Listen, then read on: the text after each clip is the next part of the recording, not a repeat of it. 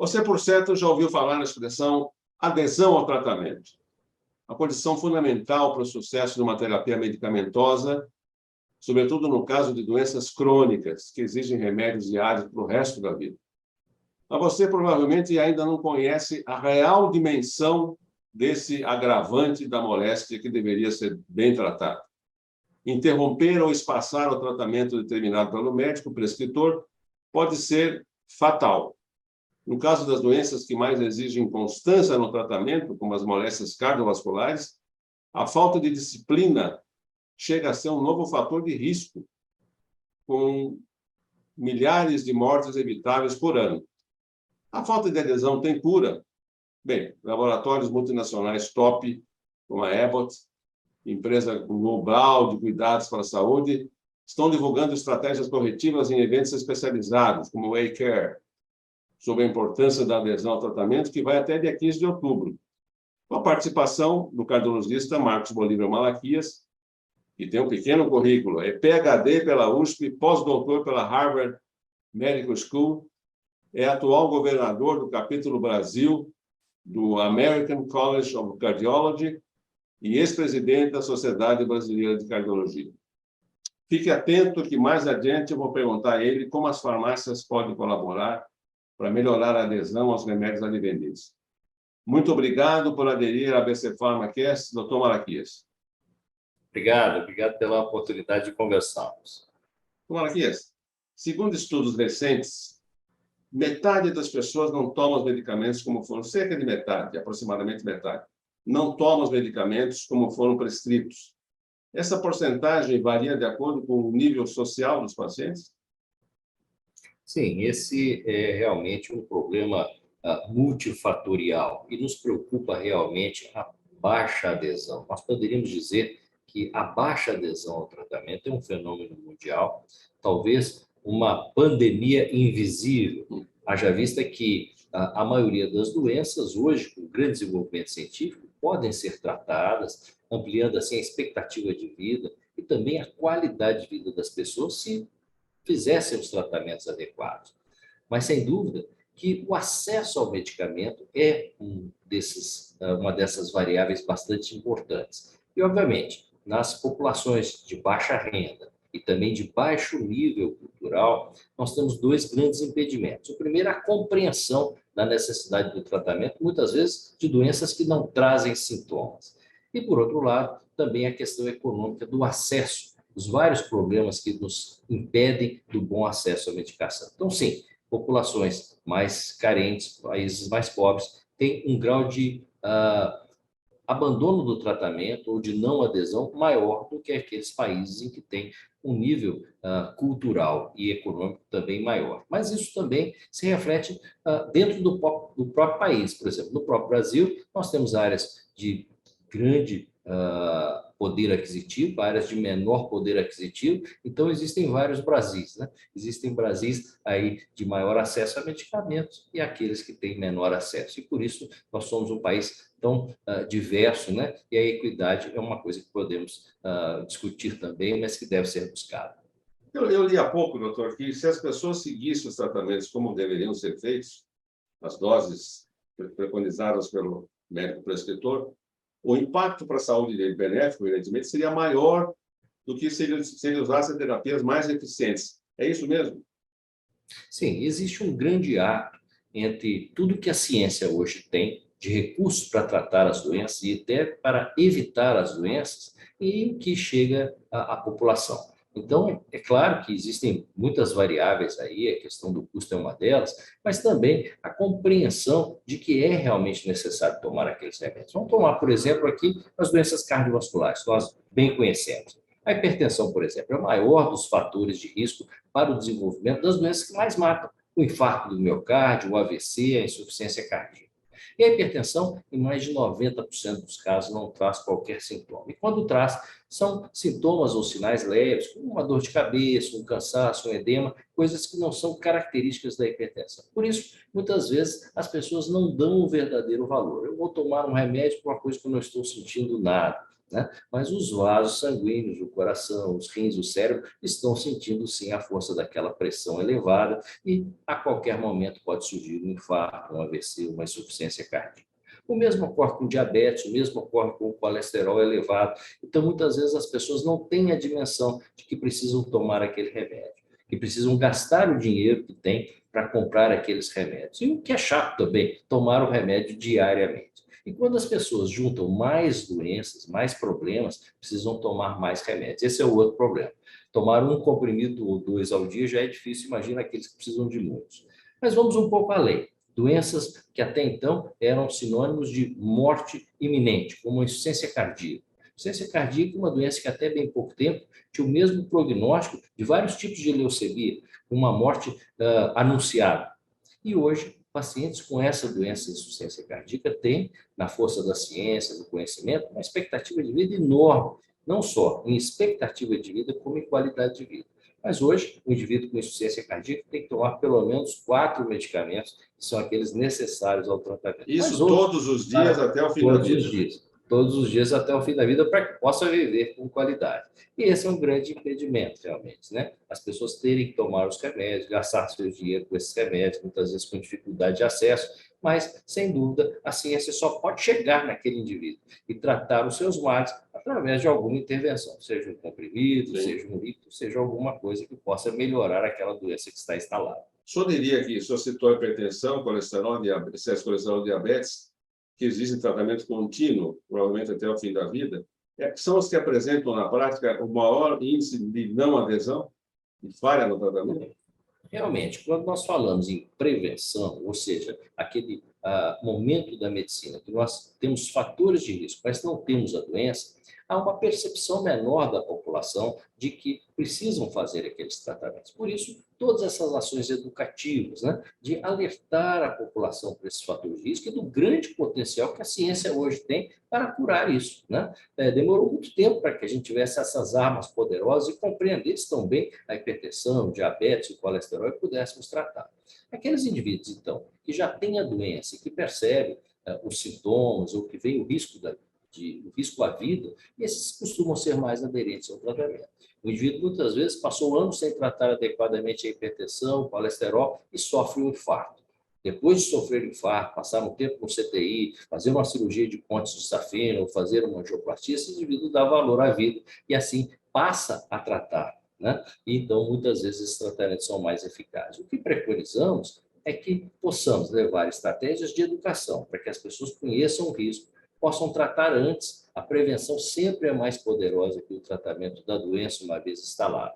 Mas, é claro, a compreensão de tudo isso precisa de muitas ações, né? Ações dos médicos para que possam explicar os pacientes, ações dos profissionais de saúde e até a dispensação do remédio na própria farmácia, dizendo para aquele paciente, olha, esse remédio realmente é necessário, faça uso dele. Ou seja, todos nós, agentes da saúde, devemos trabalhar unidos para o bem do paciente, para o aumento da expectativa de vida, para salvar vidas. Eu vou falar sobre isso um pouco mais adiante, mas eu queria saber o seguinte: o senhor citou pacientes idosos, que têm aquela carga de medicamentos, polimedicamentoso, né? A não adesão é mais frequente em idosos avançados, nos quais, geralmente, um índice bastante razoável de casos, existe uma interferência da demência que faz ele esquecer de tomar se não houver um apoio familiar? É por aí? São muitos os fatores realmente que podem impedir a boa adesão. Você citou um ponto muito importante, né, que a questão demencial. Se o indivíduo tem dificuldades no seu dia a dia para lidar com uma série de coisas, inclusive de cuidar de si mesmo, certamente vai haver um prejuízo nessa medicação que é necessária. E até no tratamento da demência, dos distúrbios cognitivos, a ciência tem avançado, né? Então, sem dúvida, essa atenção de familiares, de cuidadores para o medicamento tomado na hora certa é importante. Uma coisa também é a polifarmácia. À medida que vamos envelhecendo, vamos necessitando de mais medicamentos, e essa polifarmácia às vezes é complicada. Por isso, a medicina tem lançado mão de alguns recursos. Por exemplo, a combinação de 2 ou 3 medicamentos no mesmo comprimido, medicamentos que possam ter uma ação prolongada de 24 horas, injeções que você pode tomar uma vez por semana para tratar o diabetes ou outras doenças. Agora estão vindo medicamentos para tratar o colesterol que você vai poder tomar uma injeção semanal em vez de tomar um comprimido diariamente. Ou seja, a ciência tem tentado se adaptar para melhorar essa possibilidade do indivíduo não ficar tão dependente de muitos medicamentos. Mas temos muito a avançar aí, ainda.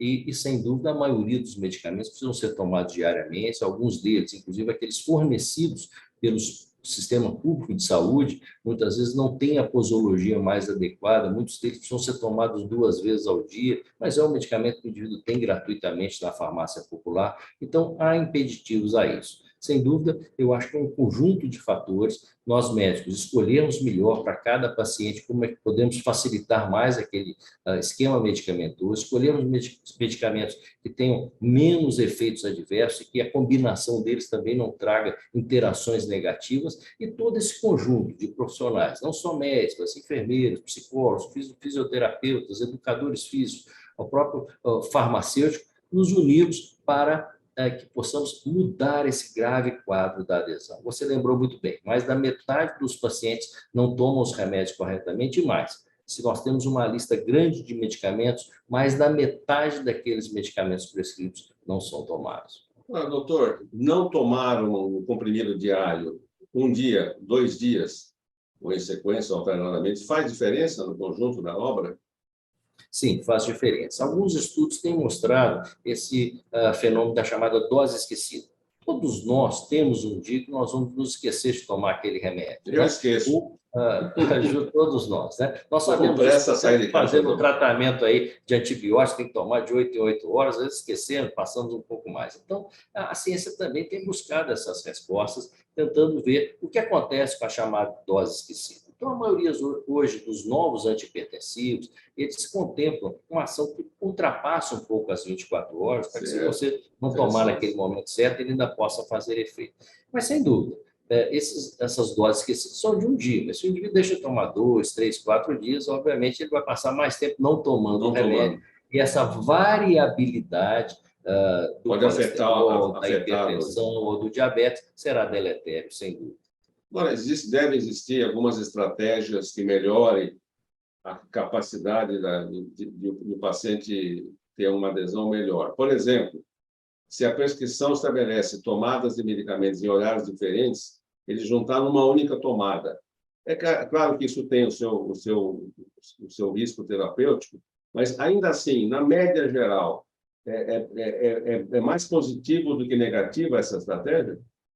Sim, é altamente positivo, e essa tem sido uma recomendação, inclusive, das diretrizes médicas. Quando escrevemos aquelas guias que orientam a tratar as várias doenças, a doença coronariana, a doença cerebrovascular, a própria hipertensão, uma das recomendações é tentar facilitar ao máximo o esquema terapêutico. Se nós pudermos tomar o medicamento 1 vez ao dia, tomar todos aqueles remédios na mesma hora, sem dúvida que será mais fácil para o paciente. Muitos pacientes temem isso, mas eu vou tomar tudo isso, eles vão se misturar, um vai fazer efeito contrário ao outro. Não, não faz. Né? Um outro remédio precisa realmente de um tempo, como, por exemplo, os remédios os hormônios tiroidianos precisam ser tomados, a dosagem é muito pequena, precisam ser tomados sozinhos para que sejam melhor absorvidos. Os remédios de estômago precisam proteger o estômago, por isso é melhor que sejam tomados em jejum. Mas, salvo raras exceções, nós podemos sim juntar a maioria dos remédios e tomarmos todos numa mesma dosagem. Os novos medicamentos que já vêm com composições, contém ali 2 ou 3 medicamentos, são altamente benéficos, e nós nos preocupamos no dia a dia de facilitar ao máximo a posologia. Sabemos que isso facilita o tratamento, melhora em muito a adesão.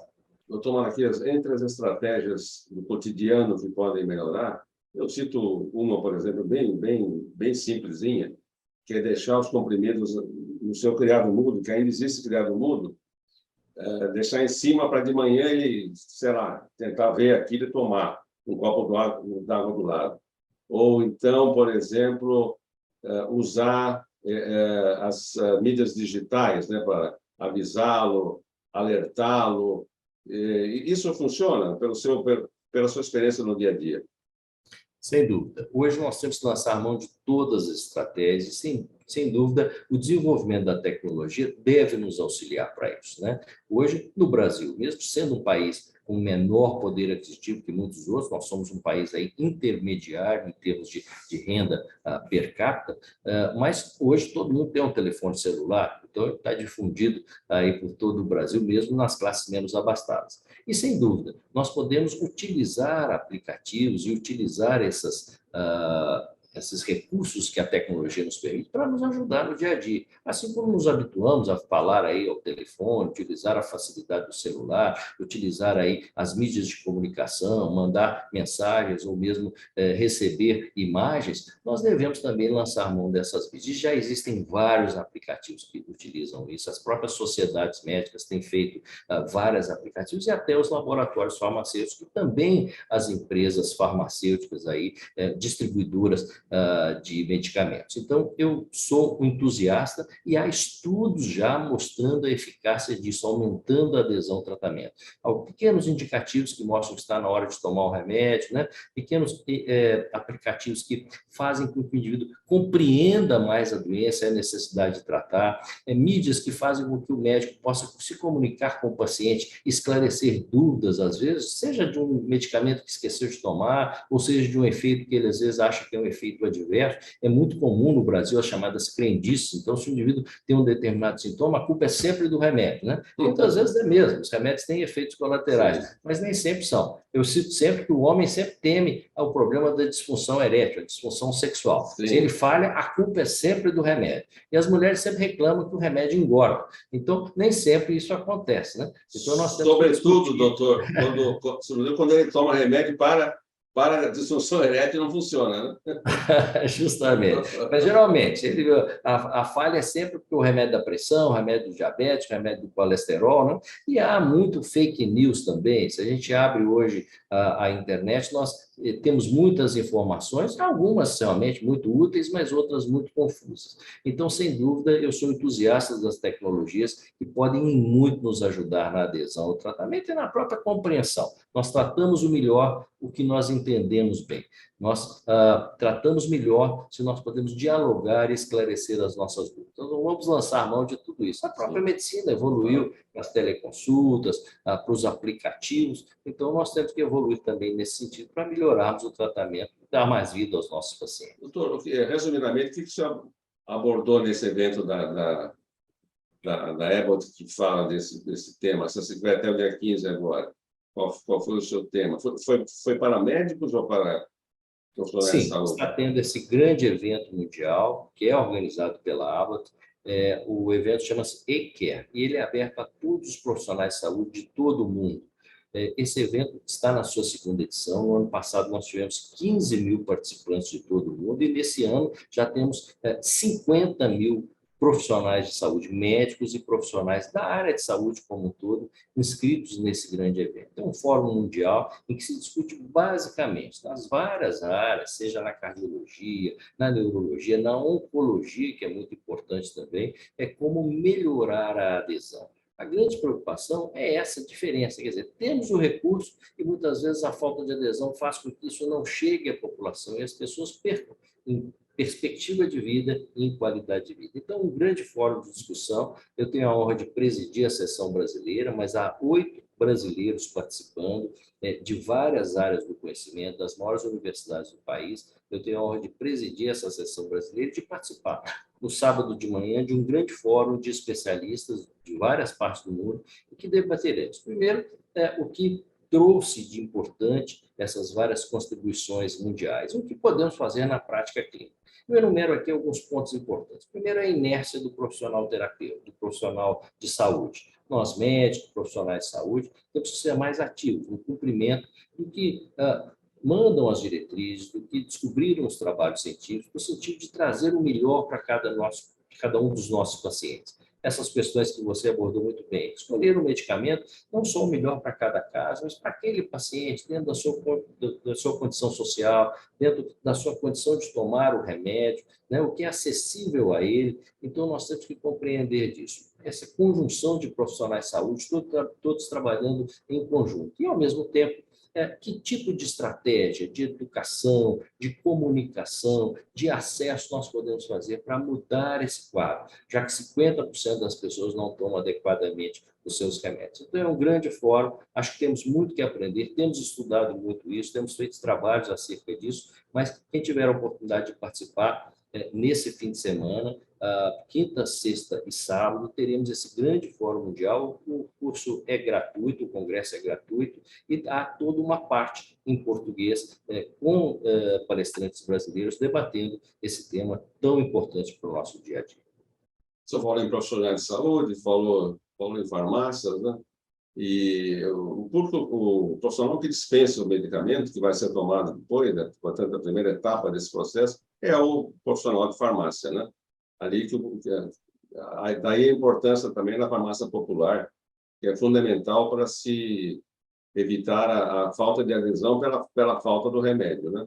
Agora, você sabe que hoje em dia defende-se muito a questão da assistência farmacêutica, né? A farmácia ultrapassar a sua missão básica, que é vender o medicamento, mas, de certa maneira, ajudar na administração, na gestão daquele consumo de medicamentos. E entre essas táticas, né, que se recomenda, está o registro de pacientes que compram constantemente ali para doenças crônicas, vão usar o remédio para a vida toda.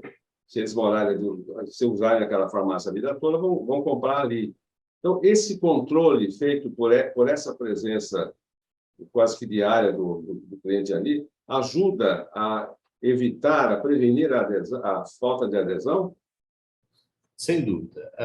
Eu sou um dos entusiastas da assistência farmacêutica, tive a oportunidade de conviver no exterior, onde fiz meus estudos após pós-doutorado, de como isso pode ser realmente efetivo. Como você falou, é muito mais simples para o indivíduo se dirigir à farmácia próxima da sua casa, onde ele conhece o profissional, onde ele compra habitualmente, e ter ali uma proximidade maior. E aquela informação daquele funcionário da farmácia, seja o próprio farmacêutico, seja aqueles farmacistas que ali estão, pode trazer uma contribuição enorme à adesão. E você citou muito bem, aquele indivíduo, uma vez cadastrado naquela farmácia, com medicamento contínuo, já existem aplicativos que lembram a instituição para comunicar àquele paciente que está na época dele adquirir o novo medicamento, né? A contagem de remédios é muito importante, então se ele passou dos 30 dias que ele deveria estar comprando o outro, ele comprou 30 dias, já deveria estar comprando outro. Se sobrou remédio é porque ele passou alguns dias sem tomar aquele remédio, né?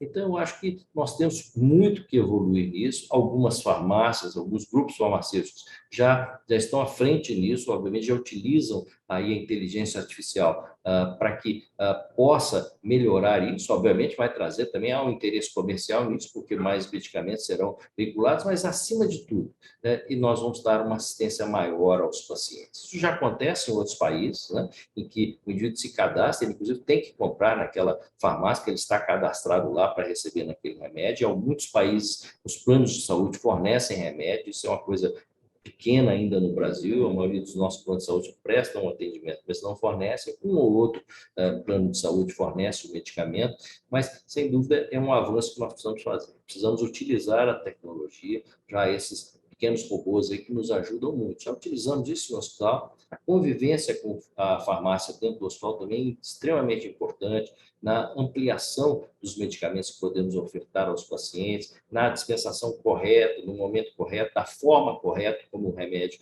é administrado. Então, eu acho que essa conjunção de fatores, e principalmente a tecnologia, a inteligência artificial e todas essas estratégias que nós chamamos de mHealth, né? Quer dizer que essas estruturas aí eletrônicas podem nos ajudar muito, e sem dúvida, o desenvolvimento da indústria farmacêutica, acima de tudo, das farmácias que dispensam os medicamentos, nós podemos melhorar muito esse cenário.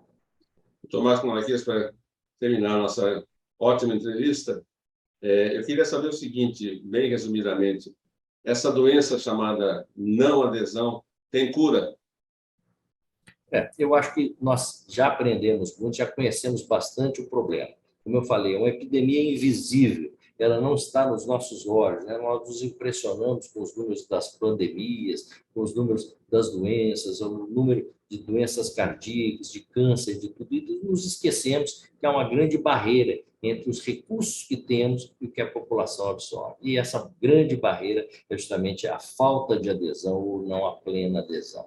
Quer dizer, todos nós temos que combater isso com informação em todos os aspectos, aos médicos, aos profissionais de saúde, diminuirmos a nossa inércia diante desse problema, temos que ser profissionais ativos no combate a isso e, acima de tudo, os pacientes compreenderem, nos ajudarem a ajudá-los, né? Então, eu acho que, acima de tudo, há cura, há como melhorar. E em alguns países, em alguns grupos, nós conseguimos isso.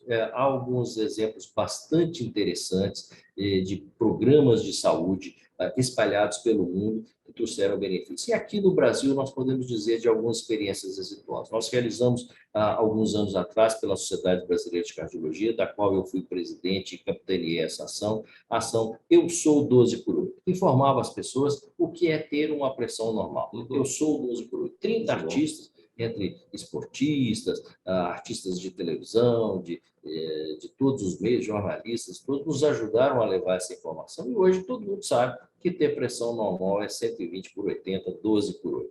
Quem está acima disso, ou está pré-hipertenso ou está hipertenso. Então, as pessoas, nós estimulamos e continuamos estimulando que as pessoas procurem um médico e tratem essa pressão se ela não for 12 por 8. É uma campanha nacional brasileira que serviu de exemplo para muitas outras. Recentemente, nós fizemos uma outra campanha. Parou por quê? Uma expressão bastante popular e que nós lembramos. Parou por quê de tomar o seu remédio, uma vez que ele está beneficiando muito.